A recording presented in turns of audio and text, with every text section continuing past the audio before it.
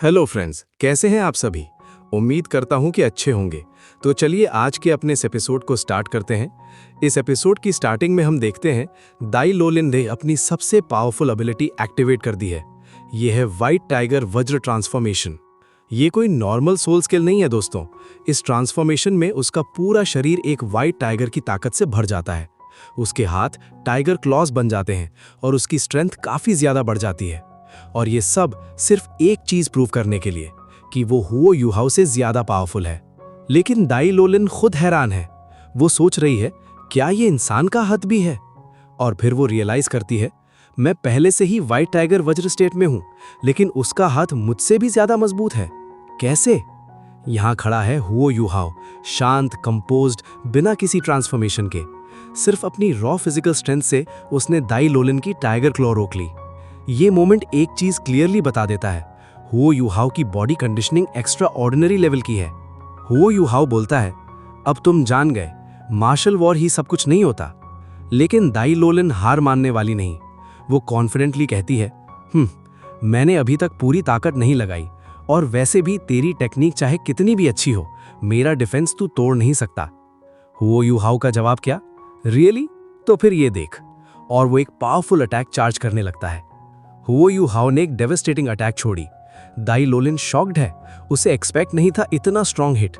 वो अपनी white tiger wing से डिफेंड करती है, लेकिन इंपैक्ट इतना जबरदस्त है कि पूरा माहौल कांप उठता है।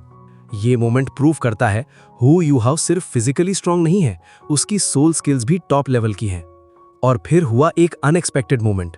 दाई लोलिन का वाइट टाइगर वज्रा फॉर्म अचानक टूट जाता है। वो खुद से पूछती है, क्या हुआ मुझे? मैं अपनी सोल पावर सर्कुलेट नहीं कर पाई और ट्रांसफॉर्म बैक हो गई।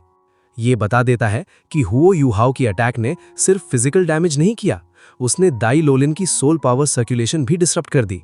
और फिर हुओ यूहाओ बिना कुछ कहे क्वाइटली बोलता है, यहां रुको, मैं तुम्हारे लिए कुछ लाता हूं। एक सिंपल जेस्चर, लेकिन यही उसका कैरेक्टर है। ये मोमेंट बहुत इमोशनल है। दाई लोलिन के मन में पुरानी यादें उठती हैं। वो सोचती है, मैंशन में चाहे मैं कितनी भी मेहनत करती, दाई युए हैंग और दाई हुआ बिन से कंपेयर नहीं कर पाती थी। पिताजी के पास मेरे लिए वक्त ही नहीं था।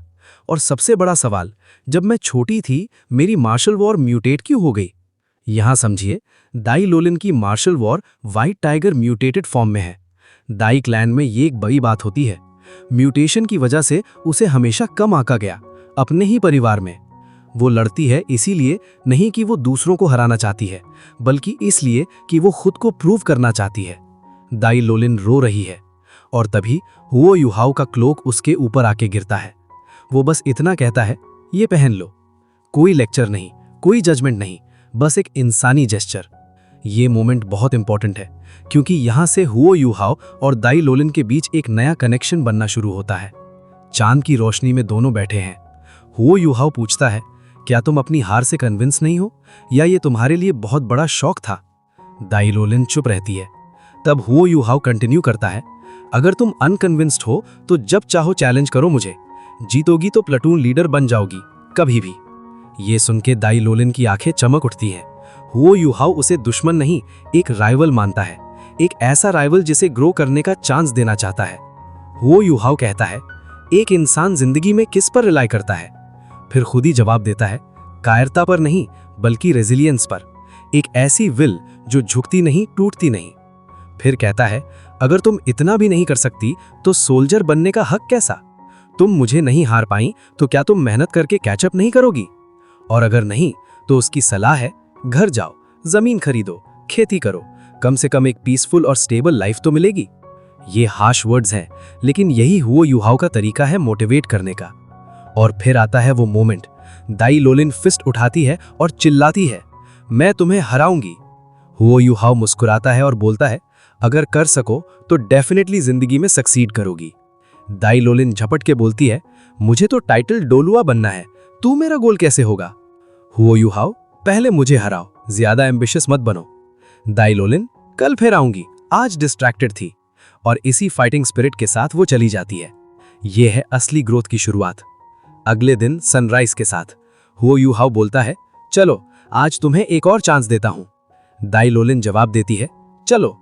ट्रेनिंग ग्राउंड पर दोनों आमने सामने, और दाई लोलिन मन में सोचती है, कल रात मैं बहुत केयरलेस थी। इस बार वो प्रिपेयर्ड है, फोकस्ड है। ये सिर्फ एक रीमैच नहीं, ये उसके सेल्फ रिस्पेक्ट की लड़ाई है। दाई लोलिन फर्मली सोचती है, एक ही गलती 2 बार नहीं करूंगी। वो तेजी से अटैक करती है, लेकिन रिजल्ट वही। एक बार फिर वो गिर जाती है।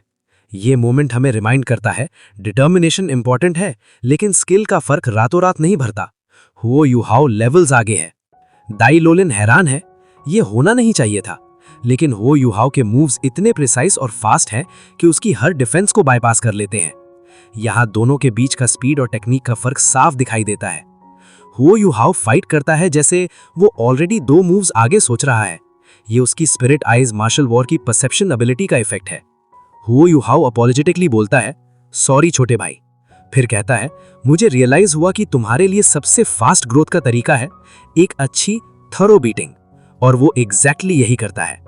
ये क्रूअल नहीं है, ये टफ लव है। हुओ युहाओ जानता है कि रियल एक्सपीरियंस, रियल पेन, यही सबसे तेजी सिखाने का तरीका है, जैसे उसके खुद के साथ हुआ था। और इस तरह एक रिक्रूट की जिंदगी प्लेन और एग्जॉस्टिंग होती है, लेकिन दाई लोलिन की जिंदगी रिच और एक्साइटिंग थी, क्योंकि हुओ युहाओ ने हर ट्रेनिंग में स्टेलर परफॉर्मेंस दिखाई। वो लगभग हर एक्सरसाइज में बेस्ट था, और फर्स्ट बैरक्स में उसकी पॉपुलैरिटी बढ़ती गई। फिर एक दिन हुओ युहाओ बोलता है, चलो। दाई लोलिन, मैं नहीं जाऊंगी। हुओ युहाओ, क्यों? टैंट्रम। हुओ युहाओ एक कार्ड प्ले करता है, ठीक है, तो मैं बटालियन कमांडर को बता दूंगा कि तुम सोल मास्टर हो। दाई लोलिन शॉक्ड, तुम? ये एक पावरफुल लेवरेज है, क्योंकि सोल मास्टर्स को आर्मी में अलग ट्रीटमेंट मिलती है। उसका सीक्रेट रिवील होना उसके लिए कॉम्प्लिकेटेड हो सकता है। लेकिन तभी पास में कुछ आवाज आती है। हुओ युहाओ इंस्टेंटली अलर्ट हो जाता है, उसके सेंसेस ट्रिगर हो जाते हैं। वो पूछता है, कोई है वहां? और यहीं खत्म होता है आज का एपिसोड। कौन था वो? क्या कोई उनकी बातें सुन रहा था? ये जानने के लिए अगले एपिसोड का इंतजार करो। और अगर आज की वीडियो अच्छी लगी तो लाइक जरूर करो और चैनल को सब्सक्राइब करना मत भूलियो।